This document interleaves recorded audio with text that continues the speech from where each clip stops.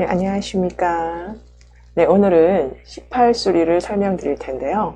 보통 17수리와 18수리를 어떤 선생님들은 두 수리가 성향이 똑같다고 보고 같이 사용하는 분들이 계십니다. 또 다른 선생님은 17수리와 18수리가 거의 같은 수리인데 18수리가 조금 더 좋은 수리라고 해서 17수리보다 18수리를 더 많이 사용하시는 분들이 계십니다. 제가 늘 말씀드립니다만 똑같은 성향의 수리는 거의 없습니다. 물론 17, 18수리와 거의 비슷한 성향의 수리들은 있기는 합니다. 7수리와 8수리는 17수리와 18수리와 비슷한 성향을 가지고 있습니다. 이 경우는 좀 특이한 케이스이고 대부분의 수리들은 각각 자기만의 개성들을 가지고 있어서 같은 성향의 수리들이 아예 없다고 보시면 됩니다. 그렇기 때문에 각 수리 하나하나를 따로따로 다 익혀 놓는 수밖에 없습니다. 그렇게 해야만 이름 판별도 제대로 할 수 있고 네이밍도 제대로 할 수 있기 때문입니다. 그런 의미에서 18수리도 17수리와는 다른 수리임을 아시고 18수리를 정확히 익혀 두시기 바랍니다. 그럼 18수리의 기본 성향을 먼저 보겠습니다. 이 수리의 사람은 강한 투지력과 인내심을 가지고 있습니다. 의지가 굳고 견고하며 고집이 매우 셉니다. 진취적인 기상으로 어떤 난관이 와도 극복하여 자기 목적을 달성시키는 힘을 가지게 됩니다. 명예를 중요시하고 인품이 바르며 책임감도 강합니다. 성품이 깔끔해서 흐트러지는 것을 좀 싫어합니다. 마음이 대나무같이 아주 곧아서 유혹에 흔들림이 없습니다. 두뇌 발달에 도움을 주는 수리여서 자기 또래보다 지능이 좀 두드러지게 됩니다. 청명함과 진취적인 기상이 유종의 결실을 거두고 입신양명하여 고귀한 지위에 오르게 되는 대길수라고 알려져 있습니다. 기본 성향만 비교해 보더라도 18수리가 17수리와 차이가 남을 아셨을 것이라고 봅니다. 18수리는 이름에 사용하기에 좋은 수리입니다. 18수리를 이름에 어떻게 활용하느냐에 따라서 사람의 성격과 또는 그 사람 하는 일의 성공 여부에 어느 정도 인위적인 변화가 일어날 수가 있습니다. 그만큼 18수리가 사람의 성향이나 하는 일에 미치는 영향력이 크다는 것이지요. 18수리의 성향을 좀 보면 18수리도 강인한 성향을 가지게 됩니다. 자기 주장이 강하게 됩니다. 겉모습인 외모만 보면 씩씩하고 위험있게 보이지는 않습니다. 근데 내면은 17수리 못지않게 강한 에너지를 품고 있습니다. 그리고 상당히 바른 생활을 지향하고 정도를 가려고 노력하게 됩니다. 우리가 아이들을 키우다 보면 자녀들이 엇나가지 않고 문제를 일으키지 않고 바른 생활로 성장하는 아이들이 있죠. 그런데 18수리를 적절하게 배합을 하면 대부분의 아이들이 그런 방향으로 나아가게 됩니다. 18수리를 배합하면 여간에서 엇길로 나가는 일은 없게 된다는 것을 아시면 좋을 것 같습니다. 그리고 자기 말에 책임을 지고 책임감이 강합니다. 그러므로 맡은 일에 책임을 다하는 사람이 됩니다. 약간의 단점이라면 남녀 모두 융통성이 좀 약한 것은 단점입니다. 이 부분은 17수리와 동일한데 17수리보다 더 답답할 수가 있습니다. 18수리 사람들은 자기가 정해놓은 룰에서 조금 더 벗어나거나 변경하지 않으려는 성향을 가지고 있습니다.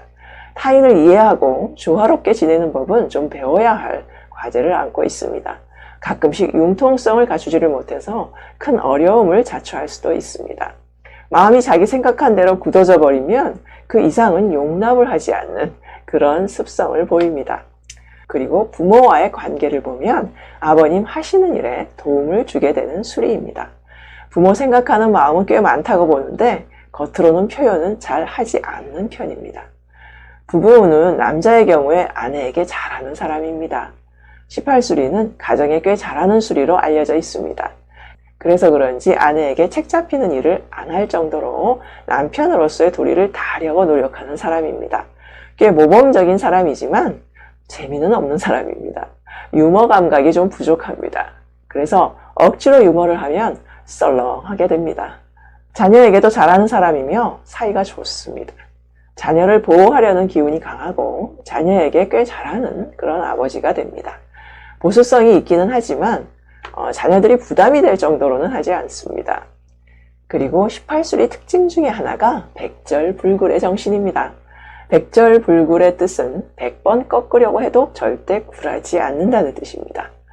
꺾이지 않은 절개하면 누가 생각납니까? 춘향이 생각나지 않습니까? 모진 고문을 가해서 꺾으려 했지만 꺾지를 못했지요. 춘향전에 춘향이라는 이름을 풀어보면 18수리로 되어 있습니다. 봄춘자 구획에 향기향자 구획을 더하면 18수리가 됩니다. 이렇게 18수리가 되면 기계와 절개를 지키는 성격이 되는 것입니다. 소설 속의 가공인물이지만 수리 배치가 신기하도록 딱 맞죠? 소설만 그런 것이 아닙니다. 드라마 속 인물들도 이렇게 배치가 됩니다. 부자는 부자 이름으로 배합이 되어 있고 잠깐 나오는 사람은 단명 이름으로 배합이 되는 것을 보면 세상이 거저 움직이는 게 아니구나 라는 생각이 들어서 신기하고 자연의 배치에 숙연해지기도 합니다. 또 십실수와 다른 점은 품격을 지킨다는 것입니다. 함부로 상스러운 말을 안 합니다. 언제나 품격을 지키려고 노력을 합니다. 지성미를 갖춘 인품이라고 부르는데 사주에서 말하는 인수와 정관을 함께 가지고 있는 듯한 느낌을 풍기게 됩니다. 사람의 훌륭한 품성이라는 것이 특정 교육을 받는다고 갖춰지는 게 아니죠. 몸에서 우러나야 되는데 18수리는 그런 모습이 잘 드러나게 되는 겁니다. 이렇게 좋은 인품을 큰 노력과 연마 없이도 18수리를 사용하기만 함으로써 그런 성향을 얻게 되니까 이 성명학을 잘 활용하면 멋진 사람으로 재탄생할 수 있게 되는 것입니다. 이런 걸 경험할 때마다 이보다 축복된 학문이 어디에 또 있을까라는 생각을 하게 됩니다. 그냥 수리를 갖다 쓰기만 하면 그렇게 되니까 얼마나 수월합니까? 그런데 이런 이론이 세상에 알려지지 않다 보니까 이름을 지으면서 18수리와 반대가 되는 교양미 떨어지고 사람값을 못하는 수리를 갖다가 사용하는 경우가 부지기수입니다. 그렇게 하지 말라고 알려주는 학문이 바로 성명학입니다. 그러므로 이름을 갖고 있는 사람이면 누구나가 알아야 되는 기본 교양 학문이라고 봅니다. 강의를 들으시는 분들은 좋은 수리를 마음껏 사용하셔서 자신은 물론이고 여러분 자녀들도 복된 자녀들로 만들어주시기를 바라는 마음입니다. 18수리를 여자가 사용할 경우 개성이 아주 강해지고 고집이 강해지는 것은 17수리와 똑같이 나타납니다. 그리고 업무 처리 능력도 좋아서 활동을 한다면 기본 이상을 해내게 되는 사람이 됩니다. 개인으로 봐서는 더할 나위 없이 좋은 수리입니다. 그런데 남편을 선택할 때는 좀 까다로운 기준을 가지고 선택합니다. 존경할 만한 스승 같은 남자를 배우자감으로 선택을 합니다. 남자가 좀 가볍고 예가 없으면 18수리의 여자는 남편을 좀 경시하게 됩니다. 춘향의 예에서 보셨듯이 아무 남자나 선택을 안 하지만 한 번 선택하면 자기 선택은 고수를 하는 사람입니다. 대체로 배우자가 제 할 도리를 다하고 세상에 크게 어긋나지 않게만 행동한다면 별 문제는 절대 안 일어납니다. 부부간의 사이는 원만한 수리로 봅니다. 그런데 살아보고 이 남자가 안 되겠다 생각되면 단호한 결단을 내리게 됩니다. 결단력이 있고 단호함이 있습니다. 그리고 여성도 자녀에게는 또 잘하는 편입니다. 어머니로서의 역할은 잘 수행을 합니다. 기본 도리 이상은 하게 되는 그런 수리입니다. 그리고 자녀에게도 사회 질서라든가 준법 정신 이런 것을 아주 중요시하고 교육을 하는 사람입니다. 그 다음에 18수리는 직업운이 좋은 수리입니다. 먼저 공직사주인 경우에 공직생활을 잘하게 도움을 주는 수리로 알려져 있습니다. 공무원이 되면 인정받는 사람이 되고 공명정대하게 일처리를 하기로 정평이 나 있습니다.